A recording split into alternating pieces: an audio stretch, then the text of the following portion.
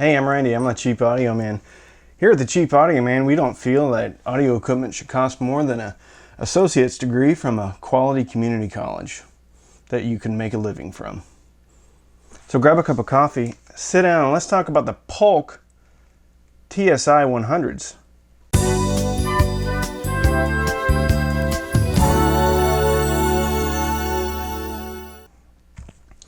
Okay, new sponsor.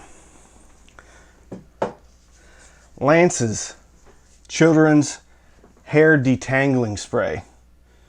When you don't bathe your children, but you want them to look like you bathed them, try Lance's Hair Detangling Spray. It's appropriate for toddlers to teenagers, but don't drink it because it will cause massive diarrhea. Explosive. It really helps me keep the channel going here with the fancy lighting and stuff like that. Okay, Polk TSI-100. This speaker's been out for a long time. Okay, 2009 I think is, I don't know when they came out, but they were around in 2009. Okay, but it doesn't matter. You can still buy them. Actually, you can buy them much cheaper now than you could back in 2009. With inflation and everything, it's even cheaper. Anyway, they're a little bit unorthodox, not doxed, unorthodox. They have the tweeter on the bottom, and you can't just flip them over because they have this fine finish on the top, piano finish. They're nice. They have a nice fake wood grain. I don't even know if this is fake because the RTI A3 is real wood veneer, but I didn't look at it closely enough to figure that out. They have a keyhole mount on the back, rear ported, big old port, and some like wall bumpers. So kind of meant to be on the wall. But due to their driver placement, I found that they sounded the best when they were on the Polk T15 speaker stands. And I put them on on my stands, but you can put them on a bar stool as well. All right, let's talk about their specs. Rated down to 61 hertz up to 24K. All right. 1-inch silk dome tweeter, not the crazy Terraline tweeters that they put on other speakers. Silk dome. Thank you, Polk, for being normal. 5¼ inch woofer, 8 ohms, 89 dB. Like I said, $149. Now, I think originally they were like $250, something like that. Soundstage and imaging. And so I put these on the stands initially, didn't like the way they sounded, raised them up on the T15 speaker stands, 18 inches, 12 inches, 16 inches, something like that, away from the wall. And then on my second evaluation, I put them right up against the wall, like as if they were mounted to the wall. Okay? So, soundstage and imaging, quite good. The Way It Is by Bruce Hornsby. Had a very good center image, okay? And that was even when they were like backed up all the way against the wall. So what does that mean? It means good lateral imaging. And speaking of that, their grills. I have never seen a grill designed quite like this. And what this is inside this grill is really a waveguide. It's an extension to the waveguides that are already on the speaker because the tweeter already has a waveguide, okay? So having the grills on or off in most cases affects some treble attenuation, treble frequencies.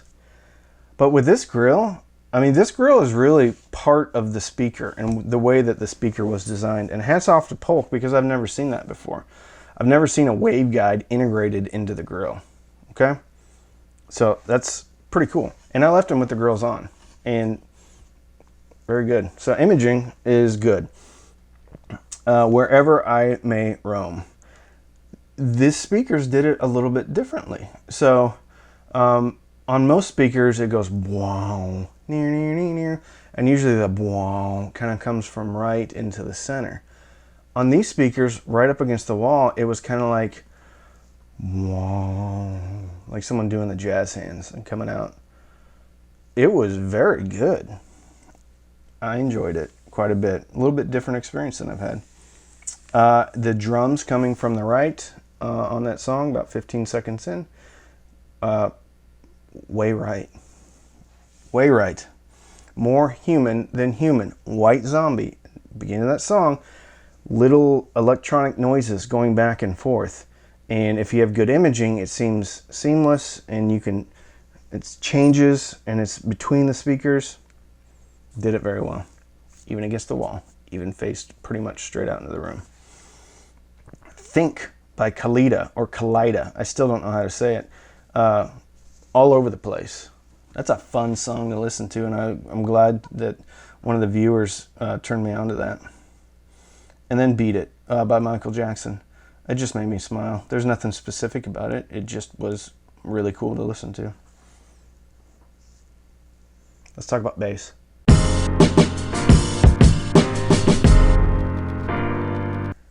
Coffee's cold. I don't care for that. Okay, so if you want to hear how low your speakers go, like realistically, not regardless of specs, and you have a subwoofer, listen to Intergalactic by the Beastie Boys, okay? And then turn your subwoofer off and listen to Intergalactic. And even though a speaker may not reproduce those low frequencies, it should give you an idea of just how deep that song goes. They didn't do it very good.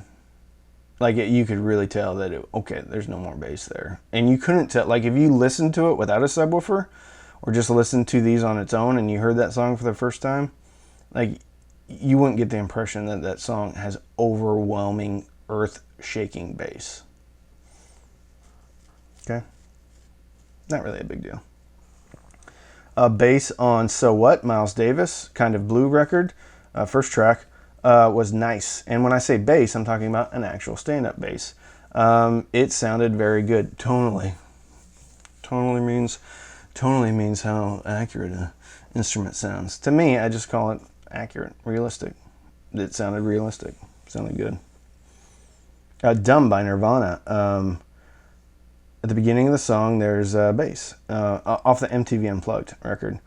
And this was very thick, very satisfying, very nice. Well done, Polk TSI-100's Highway to Hell. So that song is all about tightness of bass, okay? So that was just somebody recording a drum kit coming from the bottom, the big round one. And it's not, like, you can tell if a speaker's really heavy on the low end, because that song will sound like, But this, it didn't. It was accurate. And that the way that song was recorded is, the bass just sounds like a bass drum. That's not, like, overtly boosted. Very good. Very accurate. Let's talk about mid-range. Hello, Adele. Very nice. Her voice was, although stepped back, which it's supposed to. Now, I wasn't at the recording, but from all the other speakers that I've heard, that's the way it goes. It was clear. Very nice. You could pick up on the nuances of her voice. I feel like I overuse that word, nuances. King of Pain, Alanis Morissette, MTV Unplugged record. The acoustic guitar at the beginning was clear, but yet it had weight. Very nice. And her voice was clean and detailed. Good job, Polks. Sad but true. My boys at Metallica. That guitar riff.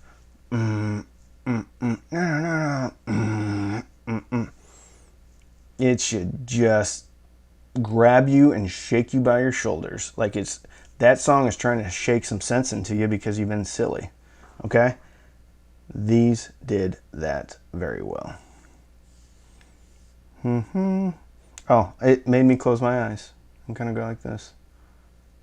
That's the true litmus test of a speaker for me, is when I just stop analyzing and just I'm moved by the music. If your speakers don't move you, you have the wrong speaker. Shoot to Thrill. Biggest test song for me on the mid-range. Because if that song isn't clear and crunchy coming in, to me, that tells me that their crossover is pushing too much of that song, or too much of that part of the song down to the woofer. Not the best I've ever heard. Not the worst I've ever heard, but not the best. But that's like the only gripe that I have. And that's a tough song to do right on a speaker, in my opinion. Let's talk about treble.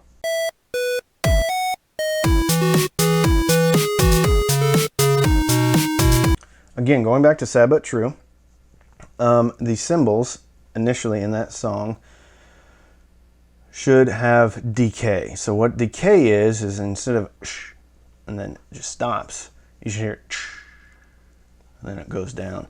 That record is also the way it's recorded or processed or edited is bumped hard at about 90 hertz and then also bumped upstairs about 8,000 hertz or so. In that way, that song sounds good and exciting on not great equipment, okay? Because most kids in the 90s were listening to that through bad car audio, or were at a dance in the old gym downtown where there was a bunch of, it just, okay, still sounded good, right?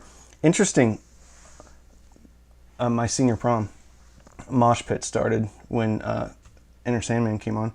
Ripped my cummerbund. I had to pay $20 to the tuxedo rental company because of that, because of Metallica. And I've given Metallica a bunch of money over the years in exchange for musical enjoyment. But they owe me a cummerbund. So Metallica, if you're watching, which I sure you am, you owe me a cummerbund. I don't know what I was saying. Oh, Sad But True. Okay, accurate. Another Way to Die by Jack White, Alicia Keys, off of one of the 007 movies. The beginning of that song, first it's really good for mid-range too, because the guitar is like, and then after that little intro, there's a ding. Actually, that'd be over here. Ding, ding, ding, with the piano. Very good. Sounded like it was in the room. Some speakers, it sounds like a piano coming from the speakers. This speaker, it sounded like it's coming from the room. Like a piano's in the room. Hey Jude, nice tambourine. That song also, his voice is sounded very forward, or recorded very forward, and the tambourine can also be quite pronounced on brighter speakers. On well-balanced speakers, it sounds like a tambourine. Sounds like a loud tambourine, but it just sounds like a tambourine. They did it well. I forgot to write down any final thoughts. All right, what are my final thoughts?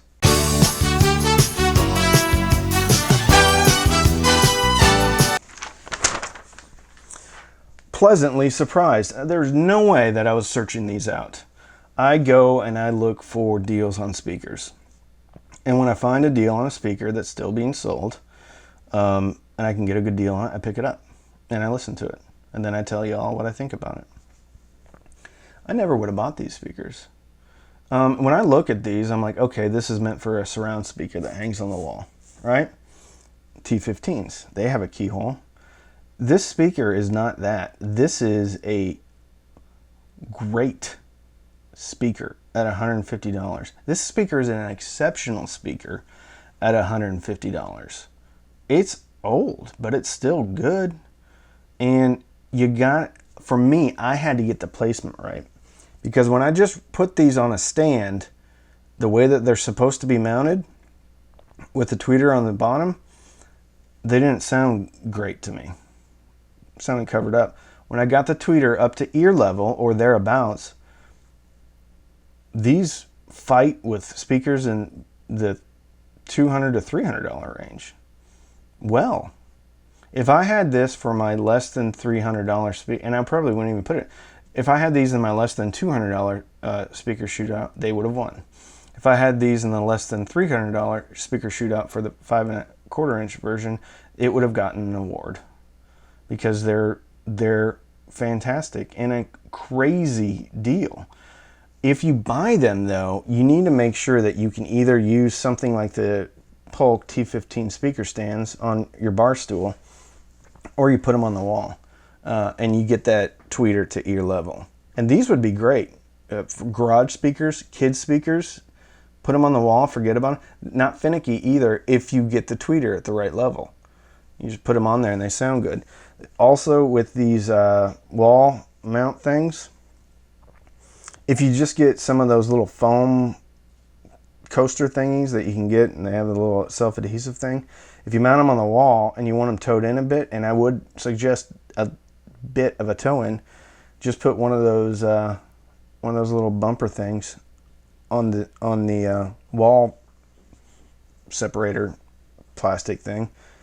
Just get them to edge in a bit. I did that with the Polk RTI A3s, which reminds me, this whole line, there's a bigger brother of this with 2 woofers, but it's like $280 and I'm not going to get it. But this whole line, this vintage of Polk speakers, they're all good. I think this speaker actually soundstages and images better than the RTI A3. I think this is a more refined speaker of that lineage. It's good. It surprised the heck out of me. Polk is surprising me with their older stuff. Way better than the S15. Way better than the Polk S15. Way better. Okay? I cannot preface that enough. If you're looking for a 5-inch-ish woofer from Polk in a speaker, and you want to enjoy yourself and actually hear clarity, don't get the S15s, get these. They're like, I think, less expensive now. The S15s go on sale for like $115. This is a way better speaker, okay? Way better. If you're in the market for them, check them out. I think Crutchfield is about the only people that are selling them. I'll link Amazon, and but I think it's from Crutchfield. You can still find them though. New. They're good. They're awesome. They're a lot of fun. So, Patreons, thank you so much. We're getting more Patreons. I have sold some of the speakers that I test to some viewers, but we're getting to a point where the Patreons need to have, something. They get first dibs. Patreons get first dibs on speakers that I'm going to sell. Selfishly, I keep some of them because not only are they awesome, but they're what I would call my references now. These will probably be sold. So if you're interested and you have a need for, these play loud too. I'm telling you, these would have competed in the less than $300 category. These and the Sonys would have won the less than $200 category. Okay? They're very good and they sound great. They sound great. So, if you're new here, please subscribe. If you'd like to listen to the songs that I use to test speakers, I link my test track playlist in the description. It's on Amazon Music. If you want to try Amazon Music HD for free for 3 months, click on the link, scroll down to the bottom, click Try HD. And you get to try it for 3 months for free, I think, and I get $1. Also, I'm constantly adding tracks, and really because of y'all, because you're commenting and saying, listen to this, and it's great. I love it. I love discovering new music. It's a lot of fun for me. So, don't take my word for it. Listen to that playlist, listen to the parts of the song that I'm talking about, and hear for yourself. You make your own judgment, okay? You just keep enjoying the music. Don't binge watch anything. Binge listen and fill your soul with happiness. And I'm Randy. I'm the Cheap Audio Man.